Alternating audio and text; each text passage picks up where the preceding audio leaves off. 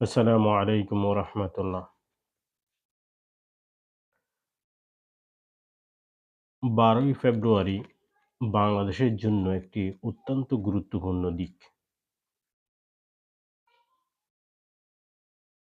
কারণ দীর্ঘ ১৭ বছর পর দীর্ঘ ১৭ বছর মানুষ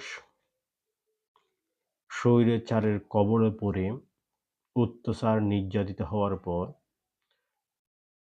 ২০২৪ সালের জুলাই-আগস্ট মাসে যে গণঅভ্যুত্থান হয়, সে গণঅভ্যুত্থানের ফলশ্রুতিতে বর্তমান বাংলাদেশ এ পর্যায়ে এসে পৌঁছেছে।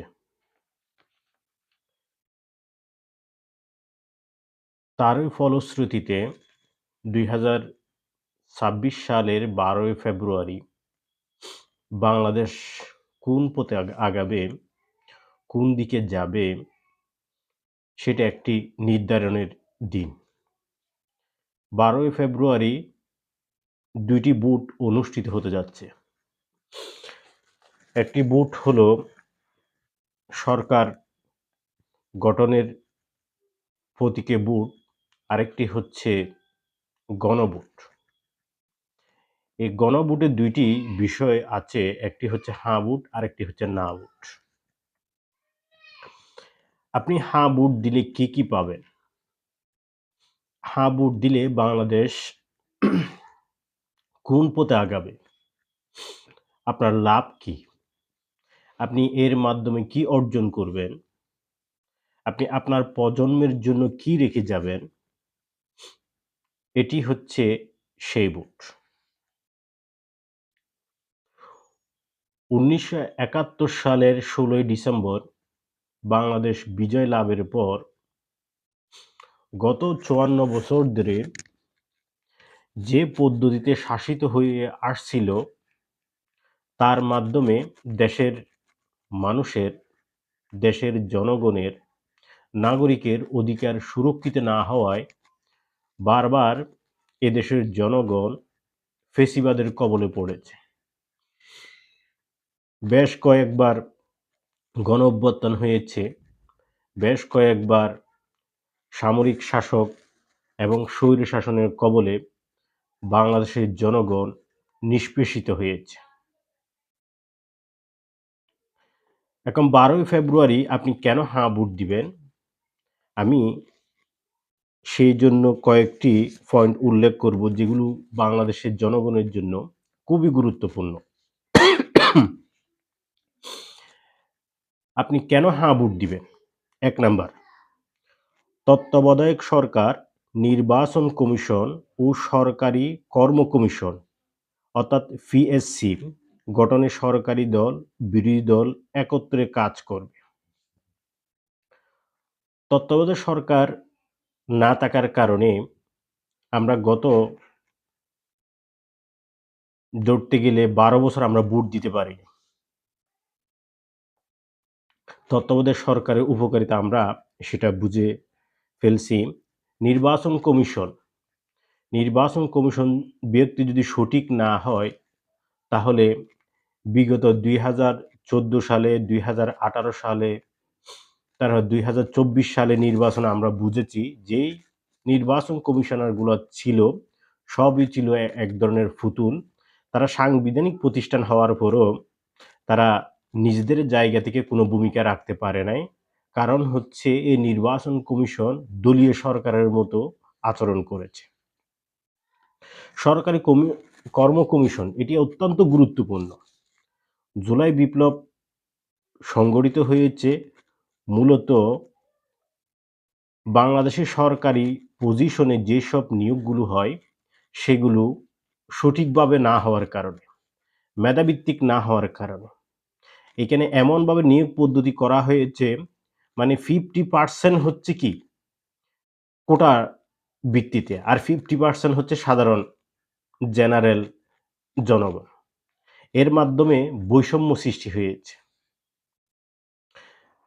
আমরা এই সময়ে পড়ালেখা শেষ করার পর আমরা অনেকে এই কোটার কারণে সরকারি কর্ম কমিশন সঠিক না হওয়ার কারণে আমরা অনেকে চাকরি থেকে বঞ্চিত হয়েছি।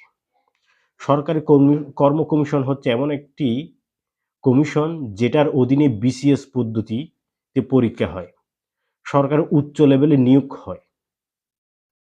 এখানে যদি সঠিক মানুষ যদি না আসে, যদি মেধাভিত্তিক ছেলেরা যদি না আসে, তাহলে অনেকগুলা ক্ষতি। একদিকে হচ্ছে মেধাভিত্তিক নিয়োগ না হওয়ার কারণে মেধা পাচার হয়ে যায়। বাংলাদেশে যারা অর্থাৎ কি মেধাবী ছাত্র ছিল তারা বিদেশে চলে যাচ্ছে। এক। দ্বিতীয়ত যারা মেধাবী ছিল তারা হতাশা হয়ে অনেকে পড়ালেখা ছেড়ে দিয়ে বিভিন্ন জায়গায় নিয়োগ হয়ে যাচ্ছে। তারা যে জায়গায় যেভাবে সম্মান পাওয়া দরকার সেখানে সম্মান তারা পায় নাই। ৩ নাম্বার হচ্ছে আপনি যদি মেধাভিত্তিক হয়ে থাকেন, অর্থাৎ আপনি যদি মেধাবী হয়ে থাকেন, কিন্তু আপনি দল না করার কারণে, আপনি কোন দলের কাছে অর্থাৎ সম্পৃক্ত না থাকার কারণে আপনার নিয়োগটি হয়নি। তা আপনি যদি নিরপেক্ষ যদি নিয়োগ চান, মেধাভিত্তিক যদি নিয়োগ চান, তাহলে আপনাকে অবশ্যই হাঁ ভোট দিতে হবে। বিশেষ করে যারা বর্তমান ছাত্র আছেন, তাদেরকে হাঁ ভোট দিতে হবে। আপনি যদি সরকারি চাকরিতে জয়েন দিতে চান, আপনি যদি মেধাবী হয়ে থাকেন, আপনার ভবিষ্যৎ প্রজন্ম, আপনার সন্তানরা যদি কি হয়েছে মেধাবী হয়ে থাকে, তাহলে আপনাকে অবশ্যই হাঁ ভোট দিতে হবে। ২ নাম্বার পয়েন্ট হচ্ছে সরকারি দল ইচ্ছামতো সংবিধান সংশোধন করতে পারবে না। অর্থাৎ আপনি হাঁ ভোট দিলে সরকার ইচ্ছা করলে সংবিধান সংশোধন করতে পারবে না। গত ৫৪ বছর যে সমস্ত শাসকগুলো ছিল তারা ইচ্ছেমতো নিজেদের স্বার্থের পক্ষে অর্থাৎ নিজেদের স্বার্থ যেখানে আছে, যেভাবে আছে ওইভাবে তারা কি করেছে? সংবিধান সংশোধন করেছে। যার ফলে দেশটা সঠিকভাবে আগায় নাই। নিরপেক্ষভাবে আগায় নাই। না আগানোর কারণ হচ্ছে সংবিধান সংশোধন ইচ্ছেমতো করেছে। কিন্তু যুক্তরাষ্ট্র এটা পারে না। যুক্তরাষ্ট্র এভাবে না পারার কারণে তারা হচ্ছে গণতান্ত্রিক ভিত্তিক এবং সঠিক পদ্ধতিতে তারা কি নেতা নির্বাচন করেছে। কিন্তু আমাদের দেশে একজন লোক প্রধানমন্ত্রী হওয়ার কারণে অর্থাৎ একজন লোক প্রধানমন্ত্রী হওয়ার জন্য তার পিতামাতা তার মতো করে সেভাবে সংবিধান সংশোধন করে তার দলের পক্ষে তার জন্য সেভাবে সংবিধান সংশোধন করেছে। এর ফলে জনগণ সঠিক নেতৃত্ব, দেশ সঠিকভাবে পরিচালনা থেকে জনগণ সেবা পাওয়া থেকে বঞ্চিত হয়েছে। সেই কারণে আপনাকে কি যাতে শাসক দল ইচ্ছামতো সংবিধান যাতে সংশোধন করতে না পারে সেই কারণে আপনাকে হাঁ ভোট দিতে হবে। ৩ নাম্বার হচ্ছে সংবিধানের গুরুত্বপূর্ণ পরিবর্তনের ক্ষেত্রে গণভোটের বিধান চালু হবে। আপনি যদি হাঁ ভোট দেন, সংবিধানে যদি কোনো বিষয় পরিবর্তন করতে হয় তাহলে গণভোট নিতে হবে। সেটা যেই সরকার হোক, সে আমাদের দেশে তো মানে কি ইচ্ছামিত সংবিধান সংশোধন করার কারণে বিগত স্বৈরাচার সরকার, তত্ত্বাবধায়ক সরকার বাতিল করে দিয়েছে। তারপর গুরুত্বপূর্ণ বিদেশের সাথে একসময় কি চুক্তি হলে সেগুলো সংসদে পেশ করতে হতো। কিন্তু বিগত স্বৈরাচার সরকার সেই বিধানটিও চালু করে দিয়েছে অন্য দেশের সাথে কি চুক্তি হয়েছে। অর্থাৎ তারা ইচ্ছেমতো সংবিধান সংশোধন করতে পারার কারণে এ কাজটি হয়েছে। ২০০৮ সালে যখন নির্বাচন হয় তখন ২৩০ টা আসন নিয়ে আওয়ামী লীগ ক্ষমতায় আসে। এই ২৩০ টা আসন সে একসাথে পাওয়ার কারণে ওইখানে বিরোধী দলের কোনো গুরুত্বই নেই। ২৩০ জন যেদিকে বলবে সেদিকে সংবিধান চলবে। এই কারণে এখন সংসদ সদস্য নির্বাচিত হলেও ৩০০ আসন পেলেও আপনি যদি হাঁ ভোট দেন তাহলে এই ৩০০ জন এক পক্ষ হলেও সংবিধান সংশোধন করতে পারবে না। সেজন্য আপনাকে গণভোটের পক্ষে হাঁ ভোট দিতে হবে। ৪ নম্বর হচ্ছে বিরোধী দল থেকে ডেপুটি স্পিকার এবং গুরুত্বপূর্ণ সংসদীয় কমিটি সমূহের সভাপতি নির্বাচিত হবে। অর্থাৎ বাংলাদেশে প্রত্যেক মন্ত্রণালয়ের অধীনে, প্রত্যেক বিভাগের অধীনে, প্রত্যেক সেক্টরের ক্ষেত্রে সংসদীয় কমিটি গঠিত হয়। সংসদীয় কমিটিগুলোতে শুধু সরকারি দল লোকেরাই প্রাধান্য পেত। তারা যা ইচ্ছা তাই পাস করত। যত অর্থ লাগে, মনে করেন এই পদ্মা ব্রিজ টাকা একসময় ছিল ১০,০০০ কোটি টাকা। আমরা যখন এটা ২০০৮-৯ সালের দিকে ঐরকম বাজেট ছিল। কিন্তু পরবর্তীতে সেটা আস্তে, আস্তে এটা বর্তমান হচ্ছে ৪৫-৫০,০০০ কোটি টাকা হয়ে গেছে। এই অনুমোদনগুলো একনেকে পাস হয়েছে, সংসদীয় কমিটিতে পাস হয়েছে।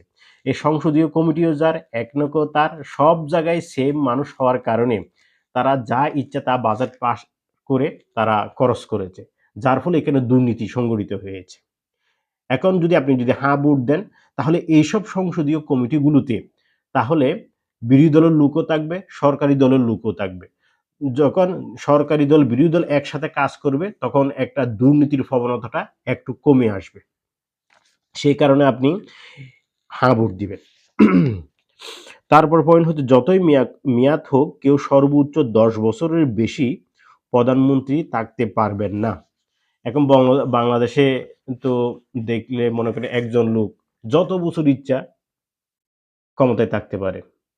বিশেষ করে বিগত ৫৪ বছর আমাদের দেশে ২ টা দলই হচ্ছে গিয়ে সবচাইতে বেশি শাসন করেছে। তাদের পরিবার থেকে প্রধানমন্ত্রী আসছে।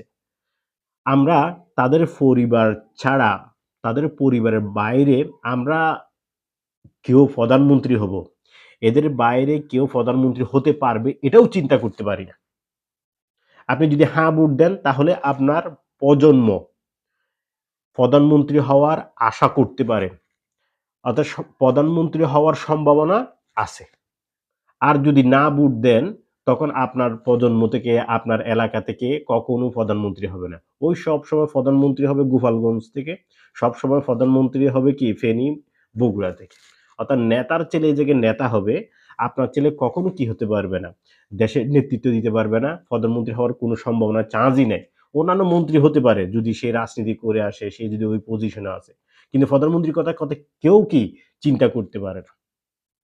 তার কারণ হচ্ছে একমাত্র কি, আমাদের সংবিধানে একজন লোক যতবার ইচ্ছা ততবার প্রধানমন্ত্রী হওয়ার এখতিয়ার দেয়া আছে। এখন আপনি যদি হাঁ ভোট দেন, তাহলে এই এখতিয়ারটা থাকবে না। একজন ব্যক্তি সর্বোচ্চ ১০ বছর প্রধানমন্ত্রী হতে পারবে। তারপর পয়েন্টটা হচ্ছে, সংসদীয় নারী প্রতিনিধিত্ব পর্যায়ক্রমে বাড়বে। এটা হচ্ছে কি, সংসদে বর্তমান নারী প্রতিনিধিত্ব হচ্ছে ৫০ জন আছে। মেয়েরা যদি আরো যদি কি এখানে নারীর ক্ষমতায়ন করতে চান, তাহলে আপনারা কি হ্যাঁ ভোট দিবেন। তারপরে পয়েন্ট হচ্ছে, ক্ষমতার ভারসাম্য প্রতিষ্ঠার জন্য পার্লামেন্টে একটি উচ্চকক্ষ গঠিত হবে। বর্তমানে আমাদের হচ্ছে এক কক্ষ সংসদ। এখানে একটা পার্টি যদি একসাথে যদি কি পায়, অর্থাৎ ৩ ভাগের ২ ভাগ যদি আসন পায়, মনে হয় ৩০০ আসনের মধ্যে ২০০ আসন পাইলেও সে যা ইচ্ছা তা পাস করতে পারবে। যদি ২ টি কক্ষ হয়, তাহলে কি হবে? একটি হচ্ছে এই একটি একটা কক্ষে যে দল সরকার গঠন করবে, সেই দলই যা ইচ্ছা পাস করতেও পারবে। এবং এটা পাস করার পরে তাকে উচ্চ কক্ষ যদি গঠিত হয়, তাকে উচ্চ কক্ষে পাঠাতে হবে। তাহলে উচ্চ কক্ষ কিভাবে গঠিত হবে? উচ্চ কক্ষ গঠিত হবে এখানে হচ্ছে সংখ্যানুপাতিক বুটের মাধ্যমে। যে দল যত বুট পাবে, যত পার্সেন্ট বুট পাবে, সেই দল তত আসন পাবে। তখন কি, নিম্নকক্ষ সরকারি দল থাকলেও উচ্চকক্ষে কিন্তু সরকারি দলে একক নিয়ন্ত্রণে থাকবে না, ওইখানে সব দল থাকবে। আপনি যদি মনে করেন একটা দল ৮০% পাইলেও সে ৮০% সিট পাবে, আরেকজন ১০% পাইছে সে ১০%-এর আসন পাবে, আরেকজন ৩% পাইছে সে ৩% আসন পাবে। তখন নিম্নকক্ষে যা ইচ্ছা তা পাস করলেও জনগণ বিরোধী যদি কোনো আইন পাস করে, সেটা আর উচ্চকক্ষে পাস হবে না। উচ্চকক্ষ যদি পাস যদি না হয়, তাহলে এর থেকে কি, অর্থাৎ জনগণ ওই আইন থেকে, ওই ক্ষতি থেকে বেঁচে যাবে। সেই কারণে দেশে একজন আরেকজনকে নিয়ন্ত্রণ করার জন্য ২ টি আইনসভা দরকার। একটি হচ্ছে উচ্চকক্ষ, আরেকটি নিম্নকক্ষ। যেভাবে যুক্তরাষ্ট্রে আছে উচ্চকক্ষ, নিম্নকক্ষ, এই বিষয়টা আছে। তারপর হচ্ছে দেশের বিচার ব্যবস্থা স্বাধীনভাবে কাজ করতে পারবে। আপনি যদি হ্যাঁ ভোট দেন, এখন তো বিচার কি ইচ্ছা করলে সরকার তাদের দলীয় লোকদেরকে বিচারক হিসেবে নিয়োগ দিতে পারবে। কিন্তু যখন আপনি হ্যাঁ ভোট দিবেন, তখন ইচ্ছামতো সরকার চাইলে বিচারক নিয়োগ দিতে পারবে না। কারণ বিচারক নিয়োগ দিবে, বিচার যে একটা সচিব থাকবে, অর্থাৎ বিচারকদের একটা কি আলাদা একটা সচিবালয় থাকবে। তারা নিজেদের কমিশনের মাধ্যমে নিজেরা কি করবে? এটা নিয়োগ দিবে। এটা কোনো সরকারি এ দলের, অর্থাৎ সরকার যে দল গঠন করবে তার অধীনে যাবে না। তারা ইচ্ছা করলেও কি নিয়োগ দিতে পারবে না। আপনি যদি সঠিক বিচার যদি চান, আপনার ফ্যামিলি যদি সঠিক বিচার চায়, আপনার এলাকায় যদি সঠিক বিচার চান, তাহলে আপনাকে হ্যাঁ ভোট অবশ্যই দিতে হবে।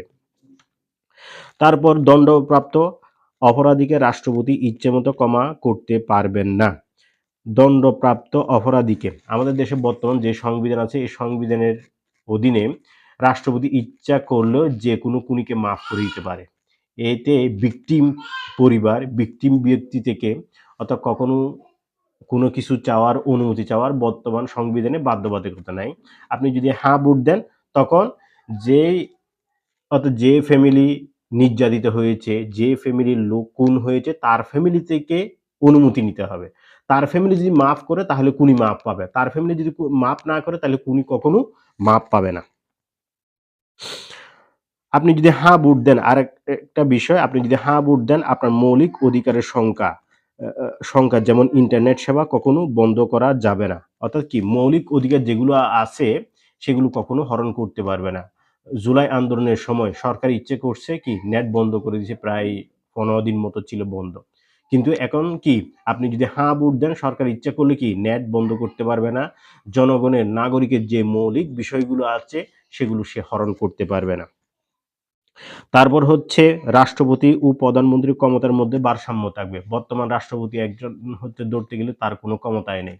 সে কোনো পাওয়ার ইউজ করতে পারে না, কোনো জায়গায় কোনো কিছু ভূমিকা রাখতে পারে না। শুধু জাস্ট এমনি বসে কয়েকটা শপথ পড়ায় মন্ত্রিসভা, তারপর হচ্ছে বিচারক নিয়োগ দেয়, তাও প্রধানমন্ত্রীর অনুমতিক্রমে। তারপর হচ্ছে কি এই খুনিদেরকে মাফ করতে পারে। এর চেয়ে তার কোনো ভিত্তি নাই। এখন আপনি যদি হ্যাঁ ভোট দেন, রাষ্ট্রপতি এবং প্রধানমন্ত্রীর মধ্যে ক্ষমতার একটা ভারসাম্য হবে, যার ফলে দেশের ন্যায় বিচার, ন্যায় শাসন প্রতিষ্ঠিত হবে। এখন কি হ্যাঁ ভোট দিবেন? এখন কি না ভোট দিবেন? আপনি এইসব আলোচনার ভিত্তিতে আপনি সিদ্ধান্ত নিন। আপনার পক্ষে যদি এইসব পয়েন্টগুলো যদি পজিটিভ যদি মনে হয়, তাহলে আপনি আপনার আশেপাশের লোকদেরকে বুঝান, তারা কেন হ্যাঁ ভোট দিবে, হ্যাঁ ভোট দিলে কি উপকারিতা হবে, দেশের কি উপকারিতা হবে, জনগণের কি উপকারিতা হবে, এগুলো আপনি আপনার আশেপাশের লোকদেরকে বুঝান। ধন্যবাদ। সালামু আলাইকুম ওয়া রাহমাতুল্লাহ।